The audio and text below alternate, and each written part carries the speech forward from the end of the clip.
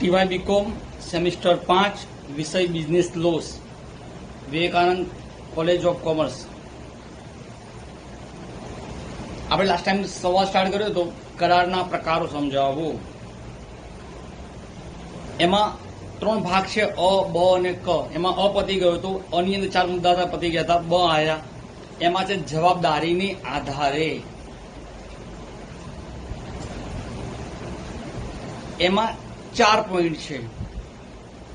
એક છે પૂર્ણ જવાબદારી, બીજું અપૂર્ણ જવાબદારી, ત્રીજું દ્વિપક્ષીય કરાર અને ચોથું એકપક્ષીય કરાર।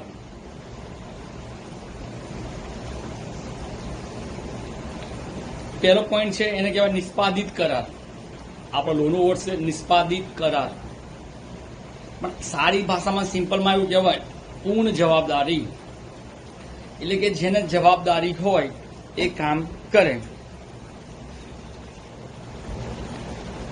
જેમ કે આપણે કોઈ બાટાના શોરૂમમાં ગયા, કોઈ કંપનીમાં ગયા અને બાટાના બૂટ લીધા, આપણે 2000 રૂપિયા આપીને બૂટ આપી દીધા તો જવાબદારી પૂર્ણ થઈ ગઈ। પરંતુ એ બાટાના બૂટમાં 6 મહિના અથવા 1 વર્ષની વોરંટી અથવા ગેરંટી આપવામાં આવી હોય તો એ દુકાનવાળાએ ફૂલફિલ કરવી પડે, એ એની જવાબદારી છે। આપણી ભાષામાં વાત કરીએ, આપણે કોલેજના વિદ્યાર્થી જે કોલેજમાં ફીસ ભરી 1000, 2000, 3000 જે ફી ભરી સેમિસ્ટર 5ની, તો આપણી જવાબદારી છે એ પ્રમાણે આપણે કામ કરવું પડે। કોલેજમાં રેગ્યુલર આવવું પડે, સવારે 7:45 થી લેક્ચર સ્ટાર્ટ થાય, 11-12 વાગ્યા સુધી તમારે આવવું પડે, જવાબદારી છે। બીજો પોઈન્ટ છે અપૂર્ણ જવાબદારી, કે જેની જવાબદારી પૂર્ણ નથી તો તેને શું કહેવાશે? અપૂર્ણ જવાબદારી। જેમ કે કોઈ વ્યક્તિએ મકાન ભાડે લીધું હોય અને મકાનનું માસિક ભાડું ₹5000 હોય, મકાનનું માસિક ભાડું ₹5000 હોય, એ ભાડું દર મહિને 1 થી 5 તારીખ અથવા 1 થી 10 તારીખમાં ઇંગ્લિશ કેલેન્ડર પ્રમાણે, એટલે આપણા હાલના અંગ્રેજી કેલેન્ડર પ્રમાણે આપી દેવું પડે। પણ માણસ નથી આપતા, તકલીફ છે, લોકડાઉનની તકલીફ છે, ફિનાન્શિયલ પ્રોબ્લેમ છે, વોટ એવર રીઝન, તેવા સંજોગોમાં મહિનાની જગ્યાએ 2 મહિને આપે, 2 મહિનાની જગ્યાએ 3 મહિને આપે તો તેને કહેવાય અપૂર્ણ જવાબદારી, એટલે કહેવાય નિષ્પાદનીય કરાર।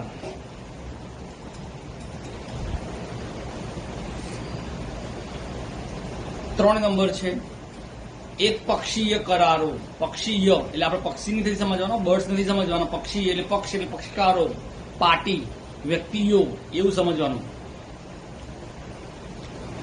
કોઈ વ્યક્તિ હોટલમાં જમવા જાય અને હોટલમાં પીઝાનો ઓર્ડર આપે કે મને ભાઈ એક ઇટાલિયન પીઝા આપો, પીઝાની જગ્યાએ દુકાન તરફથી એમને ઇડલી સંભાર આપવામાં આવે તો તે યોગ્ય છે? ના, તો તેને કહેવાય એકપક્ષીય કરાર। ખ્યાલ આવ્યો? દુકાનમાં ગયા, આપણે ઓર્ડર આપ્યો, રેસ્ટોરન્ટ છે, સ્નેક્સની દુકાન છે, એક ઇટાલિયન પીઝાનો ઓર્ડર આપ્યો અને એની સામે આપણને ઇડલી સંભાર આપી ગયા તો તે શક્ય નથી, તો તેને કહેવાય એકપક્ષીય કરારો। નેક્સ્ટ મુદ્દો છે દ્વિપક્ષીય કરારો, કે જે બંને બાજુ કરાર હોય તો તેને કહેવાય દ્વિપક્ષીય કરારો। આપણે હાલ વરસાદની ઋતુપતિ એટલે કે ચોમાસું પતિ અને કોઈ વ્યક્તિ રેનકોટ લેવા માટે દુકાને જાય, રેનકોટના 500-1000 રૂપિયા જે બી થતા હોય આપી દે અને રેનકોટ મેળવી લે તો તેને કહેવાય દ્વિપક્ષીય કરારો। બંને કામ કર્યું, પૈસા આપ્યા અને રેનકોટ આપ્યું એટલે કામ પૂરું થયું, એટલે દ્વિપક્ષીય કરારો, એટલે 2 વ્યક્તિ છે।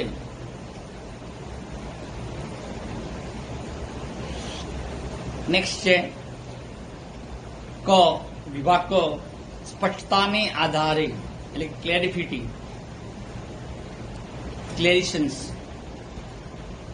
ક્લેરિફિકેશન। એમાં 2 મુદ્દા છે, એક વ્યક્ત કરારો, બીજું છે ગર્ભિત કરારો।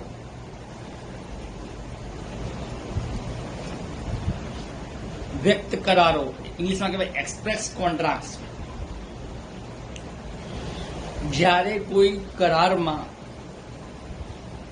લેખિત અથવા મૌખિક રીતે સ્પષ્ટતા કરવામાં આવી હોય, લેખિત અથવા મૌખિક રીતે સ્પષ્ટતા કરવામાં આવી હોય તો તેને વ્યક્ત કરાર તરીકે ઓળખવામાં આવે છે. જેમ કે અગાઉ આપણે ઉદાહરણ લીધું કે મિલકત કોઈ ભાડે આપી હોય, 5,000 કદાચ ભાડું હોય, 2 મહિને 3 મહિને ચૂકવે છે, પણ એવું લખ્યું છે કે દર મહિનાના અંગ્રેજી કેલેન્ડર પ્રમાણે તારીખ 1 થી 10 ની અંદર ભાડું ચૂકવવામાં આવે, 1 થી 10 ની અંદર ભાડું ચૂકવવામાં આવે તો એને કહેવાય સ્પષ્ટતા. આ વસ્તુ થઈ લેખિત. મૌખિક, ક્લાસની અંદર આપણો લેક્ચર ચાલતો હોય બિઝનેસ લોનો, કોલેજના પ્રિન્સિપલ અથવા અન્ય કોઈ પ્રોફેસર અથવા કોઈ અધિકારી આવે અને સૂચના આપે કે ભાઈ સપોઝ 15મી ઓગસ્ટે ધ્વજવંદનનો કાર્યક્રમ છે કોલેજમાં, શનિવારે આ પ્રોગ્રામ છે, કલ્ચર મીટિંગનો પ્રોગ્રામ છે, મહેંદી મૂકવાનું કોમ્પિટિશન છે વગેરે કંઈક કહેવા આવે તો એને કહેવાય વ્યક્ત કરારો. જે લેખિતમાં ના આપે પણ મૌખિક કહેવા આવે તો પણ તેને વ્યક્ત કરારો તરીકે ઓળખવામાં આવે છે.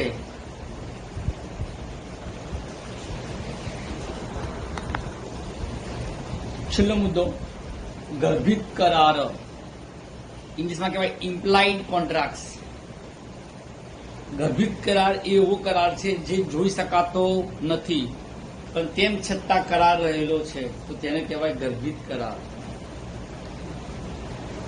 જેમ કે કોલેજની અંદર આપણે અત્યારે ફીસ ભરી 1,000 રૂપિયા, 2,000, 3,000 જે બી ફીસ ભરી, તો એ ફીની અંદર એવો કોઈ નિયમ નથી લખ્યો કે કોલેજમાં વિદ્યાર્થીએ સમયસર હાજર રહેવાનું, લેક્ચરમાં છોડવાના નહીં, ક્લાસની બેન્ચો વગાડવાની નહીં, કોલેજની સંપત્તિને નુકસાન નથી કરવાનું, એવું કશું લખ્યું નથી.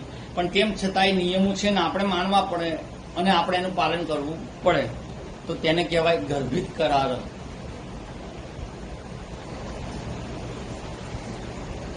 ખ્યાલ આવ્યો? ફરીથી બીજું ઉદાહરણ, સપોઝ આપણે મણિનગરથી આવ્યા, રાયપુર કોલેજમાં આપણે ઉતર્યા, બસની ટિકિટ લીધી. હવે આ ટિકિટની અંદર કોઈ એવા નિયમ નથી લખ્યા કે ભાઈ ટિકિટ નહીં લો તો 100 રૂપિયા દંડ થશે, 500 રૂપિયા દંડ થશે, જેલમાં જવું પડશે, રસ્તામાં અધિકારી આવશે, એવું લખ્યું નથી. પણ તેમ છતાં આપણે ટિકિટ લેવી પડે અને બસની મુસાફરી પતી જાય પછી આપણે એ ટિકિટનો જાતે નાશ કરી દેવાનો. જો ટિકિટને એવું લખ્યું હશે જતા બા આવતા બા એવું લખ્યું હશે. એ જ પ્રમાણે બીજું ઉદાહરણ જોઈએ તો ગર્ભિત કરારમાં છેલ્લું ઉદાહરણ, આપણી કોલેજની પાસે મલ્ટીપ્લેક્સ છે, મોલ છે, તો તેની અંદર સપોઝ બાહુબલી પિક્ચર આવ્યું તો આપણે 200 કે 300 રૂપિયા ટિકિટ ખર્ચીને બાહુબલી પિક્ચર જોવા ગયા.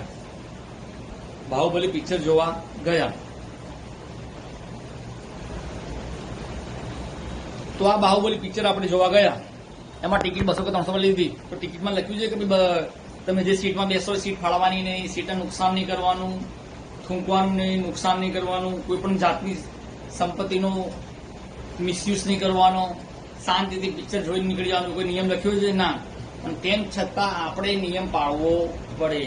એ નિયમ છે અને જો એવું કરતા પકડાઈએ તો આપણે જે તે થિયેટર કે મલ્ટીપ્લેક્સમાં આપણે દંડ ભરવો પડે. એટલે જે વસ્તુ ચોક્કસ દેખાતી નથી તેમ છતાં એમાં છે તો તેને ગર્ભિત કરાર કહેવાય. કરારના પ્રકાર પૂરા સિલેબસમાં છે એટલે ભણાવવું પડે. પરીક્ષામાં લગભગ આજ દિન સુધી આ સવાલ પૂછવામાં આવ્યો નથી, એટલે આપણે ઓપ્શનમાં કાઢવાનું નથી પણ નજર મારવી પડે, સમજવું પડે. યુનિવર્સિટી છે, ક્યારે સવાલ ક્યારે પૂછ્યા કે ખબર હોય નહીં. હવે નેક્સ્ટ સવાલ રાઇટ ડાઉન. પરીક્ષામાં પૂછાય. આજે બીજા 2 તફાવત ચલાવીએ છીએ, 2 માંથી એક પરીક્ષામાં તફાવત પૂછાય જ. આપણી ઇન્ટરનલ એક્ઝામમાં પણ આપણે પૂછીશું.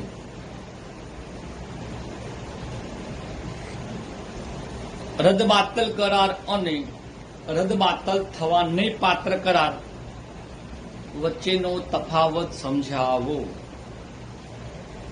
રદબાતલ કરાર અને રદબાતલ થવાને પાત્ર કરાર વચ્ચેનો તફાવત સમજાવો. તો આપણે રદબાતલ કરાર કોને કહીશું? તો કાયદામાં એની 2 જીમાં વ્યાખ્યા આપવામાં આવી છે. કાયદા દ્વારા જે કરારનું પાલન ન કરાવી શકાય તે કરાર રદબાતલ કરાર ગણાય.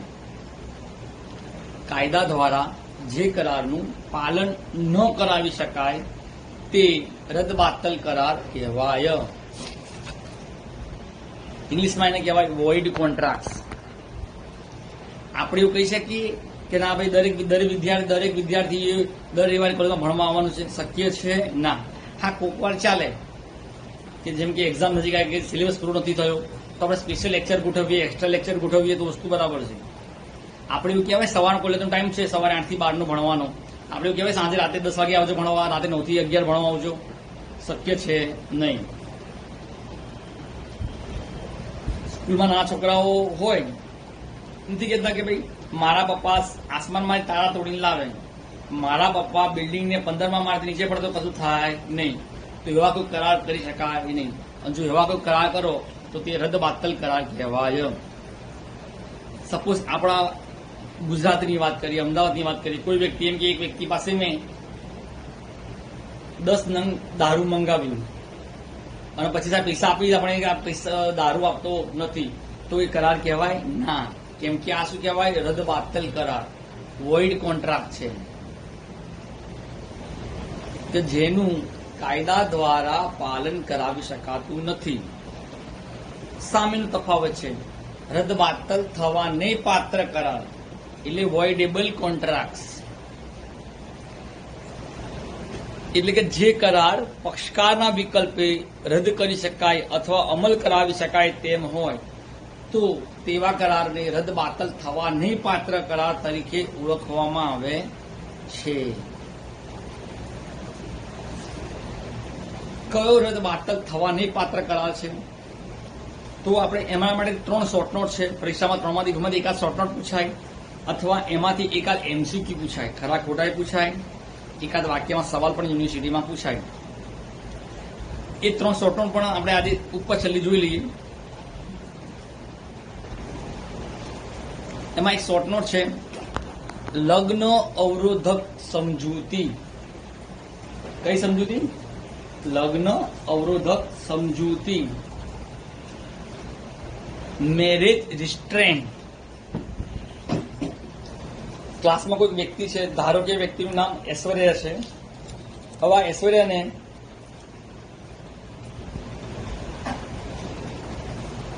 આ છોકરી ઐશ્વર્યાને ફાઇનાન્શિયલ પોઝિશન ખરાબ છે બિચારીની, છોકરીની. તો હવે આ ઐશ્વર્યા નામની છોકરીની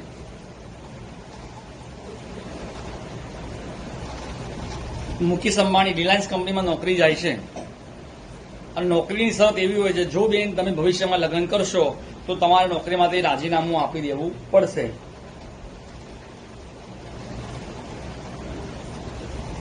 એને શરત પણ કહેવાય અથવા કંપની એને બોન્ડ લખાવે, જામીન લખાવે, અંડરટેકિંગ લખાવે.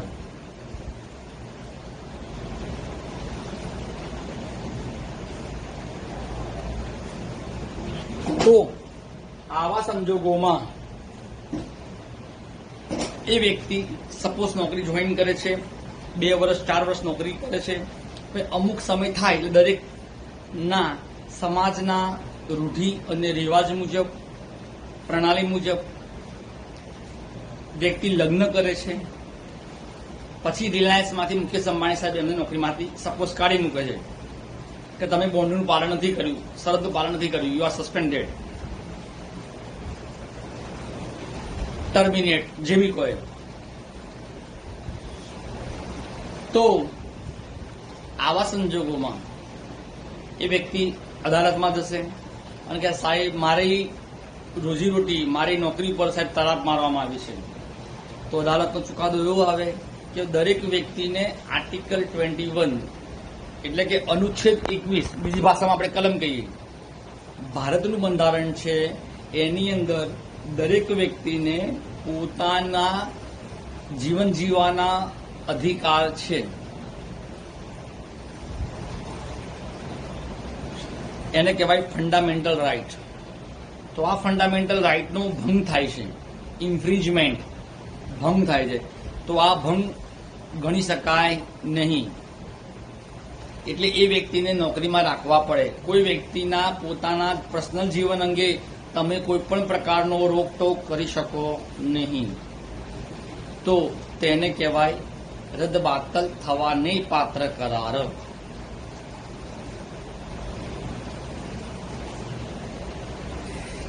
બીજું આવે જુગારી કરાર.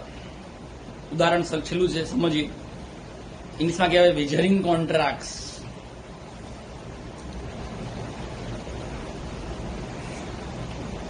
શ્રાવણ મહિનાની અંદર જન્માષ્ટમી આવે તો કૃષ્ણ ભગવાન કઈ કહેતા કે તમારે જુગાર રમવાનો ના.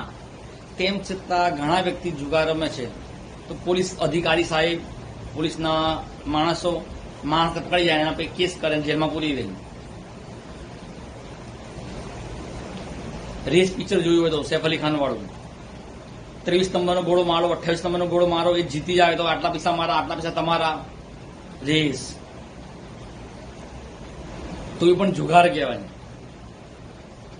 કોણ બનેગા કરોડપતિ ઓપન ટેલિવિઝન પર આવે છે, ટીવી પર આવે છે, સોની પર અમિતાભ બચ્ચન સાહેબ આવે છે.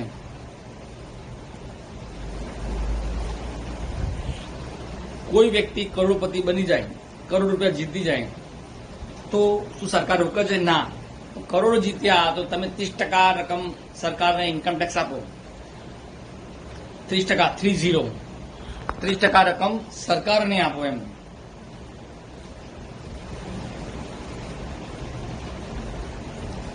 પરંતુ કોણ મેં કરોડપતિમાં 50 લાખ જીત્યા, એક સવાલ ખોટો પડ્યો તો સીધા 20 લાખ રૂપિયા કોણ મેં કરોડપતિમાં મળ્યા, તો 30 લાખનું તમને જે નુકસાન થયું તો એના માટે તમે કેસ કરી શકો?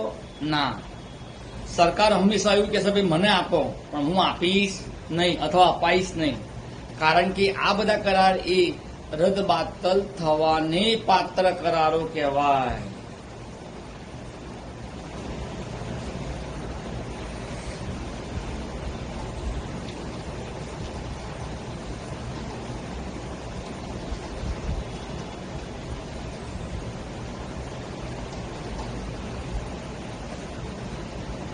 તો અહીંયા બંનેના કોન્સેપ્ટ પૂરા થયા. તફાવતના મુદ્દા ટોટલ 5. મુદ્દા નંબર 1 વ્યાખ્યા પૂરી થઈ ગઈ. મુદ્દા નંબર 2 ક્યારે બને. બુકમાં છે જ ક્યારે બને તો રદબાતલ કરારો શરૂઆતથી જ રદબાતલ ગણાય, એટલે કે વ્યર્થ ગણાય. જે કામ શક્ય જ નથી એ રદબાતલ કરાર, એ રદબાતલ કરાર જ ગણાય. Void contract. નાનો બાબો હોય, 5 વર્ષનો, 6 વર્ષની બેબી હોય, લગ્ન કરાવાય ના કરાવાય, એ રદબાતલ કરાર છે.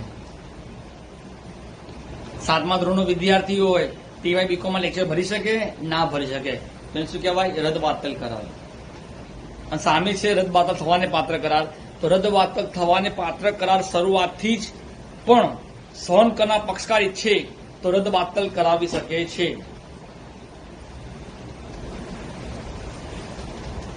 લગ્નનું ઉદાહરણ જોયું ઐશ્વર્યાબેનનું. નોકરી લીધી, 6 મહિના 12 મહિના પછી એવું કહ્યું કે ભાઈ હું તો લગ્ન કરીશ, તમારે મને નોકરીમાં કાઢી શકાય નહીં, તો એને કહેવાય રદબાતલ થવાને પાત્ર કરાર. વ્યક્તિ ચાહે તો એને રદબાતલ ઠરાવી શકે છે, પણ કયો? કરારના બંને પક્ષકારમાંથી કોઈ પણ એક પક્ષકાર. નેક્સ્ટ છે મુદ્દો અધિકાર કે જવાબદારી.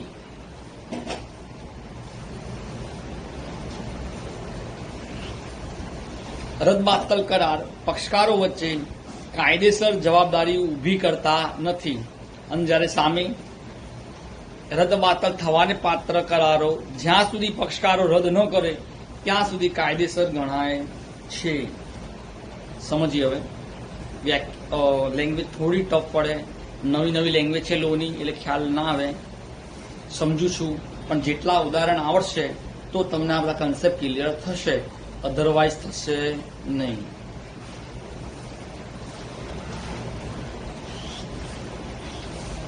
રદબાતલ કરાર પક્ષકારો વચ્ચે કાયદેસર જવાબદારી ઊભી કરતા નથી. જે રદબાતલ કરાર છે જે શક્ય જ નથી. સપોઝ ક્લાસમાંથી કોઈ વિદ્યાર્થી એવું કે ટીવાય બીકોમ રૂમ નંબર 14 એ મારો છે, મારા પપ્પાની માલિકીનો છે, મારા વેચી મારો છે, શક્ય છે? તો કરાર ઉભો થતો જ નથી કાયદેસર, કારણ કે એ માલિકી તમારી નથી અને તમે કરાર કરવા જાઓ છો. શક્ય છે નહીં. સામે છે કે જો કરાર બંને પક્ષકારો ઈચ્છે ત્યાં સુધી એને રદ ન કરાવી શકાય. બંને પક્ષકારો ચાહે ત્યાં સુધી કન્ટિન્યુ કરે, ચાહે તો રદ કરાવી શકે છે. જેમ કે જુગારી કરારો. મુદ્દા નંબર 4, કોણ રદ કરી શકે? રદબાતલ કરારનો કોઈ પણ પક્ષકાર રદ કરાવી શકે છે. રદબાતલ કરારનો કોઈ પણ પક્ષકાર રદ કરાવી શકે છે, જ્યારે સામે રદબાતલ થવાને પાત્ર કરાર એ કરારનો કોઈ એક પક્ષકાર એના કોઈ વિકલ્પે જઈને રદ થઈ શકે છે. રદબાતલ કરાર એટલે કે વોઇડ કોન્ટ્રાક્ટ, ઇંગ્લિશ શબ્દ યાદ રાખવાનો સારી રીતે. રદબાતલ કરારનો કોઈ પણ પક્ષકાર રદ કરાવી શકે, જ્યારે સામે પક્ષકારમાં કોઈ પણ પક્ષકાર રદ કરાવી શકે છે. છેલ્લો મુદ્દો, કોને બંધનકારક છે? તો રદબાતલ કરાર બંને પક્ષમાંથી કોઈને પણ બંધન કરતા નથી, એટલે કોઈને એન્ફોર્સમેન્ટ નથી કરતા. તમારે કામ કરવાનું જ છે કે 15 માળની બિલ્ડિંગમાંથી નીચે ઉતરો, આસમાનમાં તારા લઈને આવો, સોનું આપો, સોનામાંથી પિત્તળ બનાવીને આપવું, પિત્તળમાંથી સોનું બનાવીને આપવું શક્ય છે નહીં. જ્યારે સામે રદબાતલ થવાની પાત્ર કરાર જ્યાં સુધી પક્ષકાર રદ ન કરે ત્યાં સુધી બંને પક્ષકારો માટે બંધન કરતા છે. એટલે કરારનો એક કોઈ પણ પક્ષકાર જ્યાં સુધી રદ ન કરે ત્યાં સુધી બંને પક્ષકારો માટે બંધન કરતા છે. તફાવત પૂરો થઈ ગયો. બીજો તફાવત, આજનો છેલ્લો તફાવત, કે લેક્ચર પૂરો થશે. સવાલ રાઇટ ડાઉન. ગેરકાયદેસર કરાર અને રદબાતલ કરાર વચ્ચેનો તફાવત સમજાવો. ગેરકાયદેસર કરાર અને રદબાતલ કરાર વચ્ચેનો તફાવત સમજાવો. મુદ્દા ટોટલ 6. મુદ્દા નંબર 1, વ્યાખ્યા. તો ગેરકાયદેસર કરારની વ્યાખ્યા જોઈએ.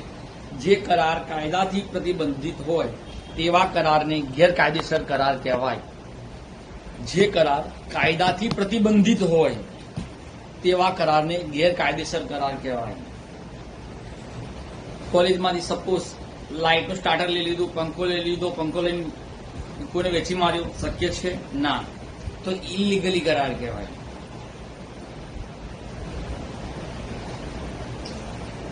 પરીક્ષાની અંદર ચોરી કરીએ તો શું કહેવાય? ગેરકાયદેસર કહેવાય, ઇલીગલી કહેવાય. ટીવાય બીકોમમાં વિદ્યાર્થી છે ને એફઆઈ બીકોમમાં ક્લાસમાં બેસાય તો ઇલીગલી કરાર કહેવાય. જુગારનો કરાર ઇલીગલી કરાર કહેવાય. જ્યારે સામે રદબાતલ કરાર, કે જે કરારનું કાયદા દ્વારા પાલન કરાવી શકાય તેમ ન હોય તો તેવા કરારને રદબાતલ કરાર કહેવામાં આવે છે. મુદ્દા નંબર 2, ગૌણ કરારના અમલ અંગે. ગૌણ એટલે સબસિડરી, સેકન્ડરી સબ્જેક્ટ. ગેરકાયદેસર કરારો તથા તેના ગૌણ કરારનો કાયદાથી અમલ કરાવી શકાતો નથી, જ્યારે સામે અમલ કરાવી શકાય છે. ચલો સાહેબ, હું જુગાર નહીં રમું, કોણ મેં કરોડપતિ, પણ સાહેબ હું 10,000 જુગાર રમી શકું ને? બારમાં જઈને, ખૂબ જગ્યાએ જઈને, કોઈ ઘરમાં જઈને તો શક્ય છે નહીં. એટલે એકના વિકલ્પે બીજો એટલે ગૌણ. હું જાહેરમાં જુગાર નહીં રમું પણ ઘરમાં બેસીને જુગાર રમી શકું 10,000 રૂપિયાનો, 5,000 રૂપિયાનો, તો શક્ય છે નહીં, જ્યારે સામે ચાલે નહીં. નેક્સ્ટ મુદ્દા નંબર 3, કાયદામાં સ્પષ્ટતા. કઈ સમજૂતીઓ ગેરકાયદેસર ગણાય તે અંગે કાયદામાં કોઈ સ્પષ્ટતા નથી. કઈ વસ્તુ ગેરકાયદેસર છે, ઇલીગલી છે, તેની કાયદામાં કોઈ ચોક્કસ સ્પષ્ટતા કરવામાં આવી નથી. જેમ કે આપણે જોઈએ તો જાહેર નીતિ વિરુદ્ધનું કાર્ય, કોલેજની બહાર કોઈ કચરાનો ઢગલો રોજ આઈ નાખી જાય તો ચાલે? ન ચાલે. તો તેને શું કહેવાય? ગેરકાયદેસર કરાર. પણ એની દરેક જગ્યાએ કાયદામાં સ્પષ્ટતા નથી કે કચરો બહાર નહીં નાખવાનો, રોડ પર નહીં નાખવાનો, ન્યુસન્સ નહીં કરવાનું. તો એ બધું એની બધી ચોક્કસ વ્યાખ્યા કે ચોક્કસ શબ્દો કાયદામાં આપ્યા નથી, પણ એ જે ઇલીગલી છે તે ઇલીગલી છે. આપણે ઝેરોક્સ કરાવીએ છીએ બહાર, દિલીપભાઈ ઝેરોક્સ વાળા જોડે બહાર, ઝેરોક્સ એ લીગલી છે, પણ ઝેરોક્સની કોપીની પરીક્ષામાં બેસવું એ ઇલીગલી છે. ખ્યાલ આવ્યો? નેક્સ્ટ, સામે રદબાતલ સમજૂતીઓ અંગે કાયદામાં સ્પષ્ટ જોગવાઈ કરવામાં આવી છે. એટલે કે જે રદબાતલ કરાર છે, દારૂનો કરાર છે, જુગાનો કરાર છે, એ બધું રદબાતલ ગણાય. તેની કાયદામાં સમજૂતી આપવામાં આવી છે. નેક્સ્ટ છે કરારથી રદબાતલ. ગેરકાયદેસર કરારો શરૂઆતથી જ રદબાતલ ગણાય છે. જ્યારે રદબાતલ થવાને રદબાતલ કરારો એ વ્યર્થ સાબિત થાય ત્યારે જ રદબાતલ ગણાય છે. જેમ કે લગ્ન અવરોધક સમજૂતી વાળું પેલા ઐશ્વર્યાબેનનું ઉદાહરણ. મુદ્દા નંબર 5, ગેરકાયદેસર. બધા જ ગેરકાયદેસર કરારો રદબાતલ કરારો છે. જેટલા પણ ગેરકાયદેસર કરારો છે, ઇલીગલી કોન્ટ્રાક્ટ છે, એ બધા કેવા છે? રદબાતલ કરાર છે. જ્યારે સામે બધા રદબાતલ કરારો ઇલીગલી નથી, ગેરકાયદેસર નથી. એટલે બધા જ રદબાતલ કરારો એ ગેરકાયદેસર ના ગણાય. જેમ કે ઐશ્વર્યાબેન વાળું જે ઉદાહરણ હતું, ઐશ્વર્યાબેન વાળું એ ઇલીગલી ના ગણાય. આમ ઇલીગલી છે પણ બધા એ ઇલીગલી નથી એમ. હવે મુદ્દા નંબર 6 અને લાસ્ટ, ઉદાહરણ બુકમાં આપ્યું છે.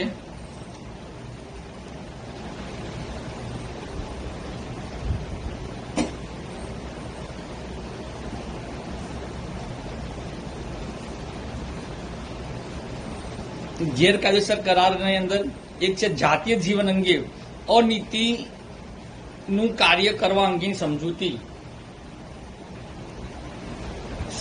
જાતીય જીવન અંગે, જેમ કે આપણે કોલેજની બહાર કચરો નાખી દેવામાં આવે વધારે પડતો, ન્યુસન્સ કરવામાં આવે તો વિદ્યાર્થીને નુકસાન થાય, પોલ્યુશન એન્વાયરમેન્ટનો ભંગ થાય, કોલેજના ક્લાસની બહાર મોટો કચરો નાખવામાં આવે, એમાં ગંદકી હોય તો ચાલે નહીં. નેક્સ્ટ મુદ્દો છે એમાં જ ભારતીય કાયદાને નિષ્ફળ બનાવે તેવી સમજૂતી. આપણો જે કાયદો છે એને કોઈ નિષ્ફળ બનાવે કે આ કાયદો શક્ય નથી તો તે પણ ગેરકાયદેસર કરાર છે.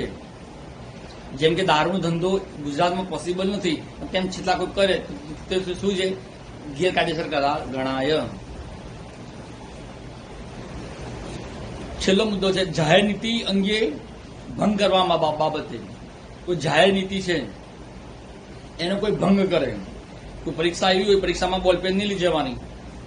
અમે એવી એક્ઝામ આપીએ છીએ, પ્રોફેસર બનવા માટે એક્ઝામ હોય છે, નેટની એક્ઝામ યુડીસી દ્વારા, દિલ્હી દ્વારા લેવાય. પરીક્ષામાં બોલપેન નહીં લઈ જવાની, તો જાહેર નીતિ વિરુદ્ધ છે. કર્ફ્યુ હોય, લોકડાઉન હોય તો ઘરની બહાર નીકળાય નહીં, તો જાહેર નીતિ વિરુદ્ધ છે, તો એનો ભંગ કરાય નહીં. તો આ બધા કહેવાય ગેરકાયદેસર કરાર. જ્યારે સામે રદબાતલ કરારમાં વેપાર અવરોધક સમજૂતી, એ આપણે નેક્સ્ટ પ્રોગ્રામમાં સમજીશું. પછી લગ્ન અવરોધક સમજૂતી, જુગારી સમજૂતી, આ બધી કહેવાય રદબાતલ સમજૂતી કહેવાય. અહીંયા આજે 2 તફાવત પૂરા થયા અને એક કરારના પ્રકારોનો અડધો જે સવાલ બાકી હતો એ પૂરો થયો. એટલે આજે 2.5 સવાલ પૂરા થયા. નેક્સ્ટ લેક્ચરમાં આપણે 3 કે 4 નાની શોર્ટ નોટ છે એ જોઈ લઈશું. એ પછી લગભગ યુનિટ 1 આપણું પતી જવા આવ્યું સિલેબસમાં. ઓકે, આજે એ લેક્ચર પૂરો થાય છે. Thank you.